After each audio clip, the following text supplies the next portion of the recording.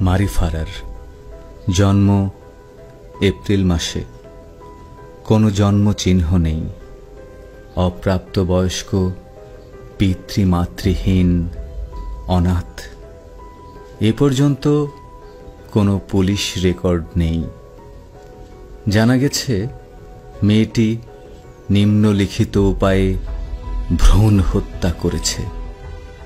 তার জবানিতে জানা যায়, যখন তার দ্বিতীয় মাস, তখন মদের দোকানের এক ঝির সাহায্য নিয়ে সে দুবার ঢুস নিয়েছিল, যাতে বাচ্চাটা পেট থেকে বেরিয়ে যায়। জানা গেছে তাতে সে কষ্ট পেয়েছিল, কিন্তু কোনো ফল বর্ষায়নি। কিন্তু মশাই, আপনারা সব রাগ ঘৃণাকে আটকান, কেননা যে জন্মেছে সে জন্মানোদের সাহায্য চায়। মারি ফারারের জবানি। সে চুক্তিমতো পাওনা গণ্ডা মিটিয়ে দেয়। বুক আর পেট আঁট করে বাঁধতে থাকে। মদের সঙ্গে গোলমরিচ মিশিয়ে খেতে শুরু করে। তাতে শরীরের মোক্ষম হতে থাকে, কিন্তু শিশু বেড়েই চলে। বাসন ধুতে ধুতে তার শরীর যেন আর বয় না। এখন এক নজরেই বোঝা যায় পেটে কোনো গোলমাল। মেয়েটি স্বীকারোক্তি করে, তখনও সে অপ্রাপ্তবয়স্ক। দেবতার কাছে রোজ সে ভক্তি ভরে প্রার্থনা শুরু করে। কিন্তু মশাই, আপনারা সব রাগ ঘৃণাকে আটকান, কেননা যে জন্মেছে সে জন্মানোদের সাহায্য চায়। প্রার্থনায় ফল হয়নি। সে সাহায্য চেয়েছিল। একদিন সকালবেলায় অজ্ঞান হয়ে পড়েছিল। যখন হাঁটু গেড়ে প্রার্থনা করছিল, তখন দরদর করে ঘাম গড়াচ্ছিল তার। 10 মাস পূর্ণ হওয়া পর্যন্ত সে তার গোপন কথা গোপনই রেখেছিল। কেউ বিশ্বাস করতে পারত না এমন ঘটতে পারে। এমন সাদামাটা মেয়েটার শরীর এমন প্রলোভনের শিকার হতে পারে। কিন্তু মশাই, আপনারা সব রাগ ঘৃণাকে আটকান, কেননা যে জন্মেছে সে জন্মানোদের সাহায্য চায়। মারি ফারারের জবানবন্দি। সেই বিশেষ দিনটি এলো। তখন সকাল। সে সিঁড়ি ধুচ্ছিল। কে যেন একটা লম্বা পেরেক তার তলপেট দিয়ে সোজা ঢুকিয়ে দিল। যন্ত্রণায় তার শরীর মোচড় দিয়ে উঠল। তখনও সে তার গোপন কথা গোপনই রাখল। সারাদিন কাপড় ধুতে থাকল, আর মাথার মধ্যে দপাদপি চলতে লাগল। তার মাথা ভার হয়ে এলো। পেটে বাচ্চা, বুক ভারী। অনেক রাতে বিছানায় গিয়ে এলিয়ে পড়ল। কিন্তু মশাই, আপনারা সব রাগ ঘৃণাকে আটকান, কেননা যে জন্মেছে সে জন্মানোদের সাহায্য চায়। শোয়া মাত্রই আবার কাজের তলব এলো। বাইরে বরফ পড়ছে। সিঁড়ি বেয়ে নিচে নামল মেয়েটা। রাত 11টায় কাজ শেষ। বড় দীর্ঘ পরিশ্রান্ত দিন শেষ হলো। পেট ছিঁড়ে বেরোবার জন্য ছটফট করছে বাচ্চাটা। মারি ফারারের জবানবন্দি থেকে বাচ্চাটা জন্মালো।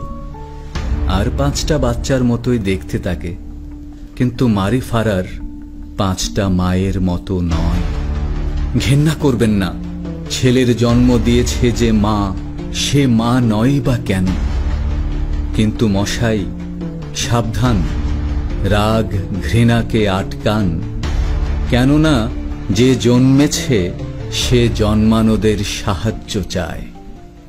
যা বলছিলাম বলি। যে ছেলে জন্মালো তার কি হলো বলি। মারি ফারারের জবানবন্দি। এখন আর সে গোপন কথা গোপন রাখতে চায় না। কাজেই মশাইরা, বাকিটা শুনুন, শুনে রায় দিন। সবে সে বিছানায় গিয়ে উঠেছে। ঘরে সে একা। সারা শরীর অবশ হয়ে আসছে। জানে না কি হবে। গোঙানি থামানোর জন্য সে মুখে বালিশ চাপা দিল।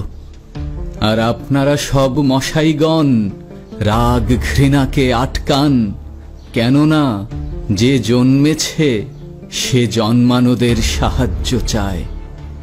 ঘরে কনকনে শীত, তাই শেষ জোরটুকু সংহত করে সে নিজেকে টানতে টানতে নিয়ে গেল বাথরুমে।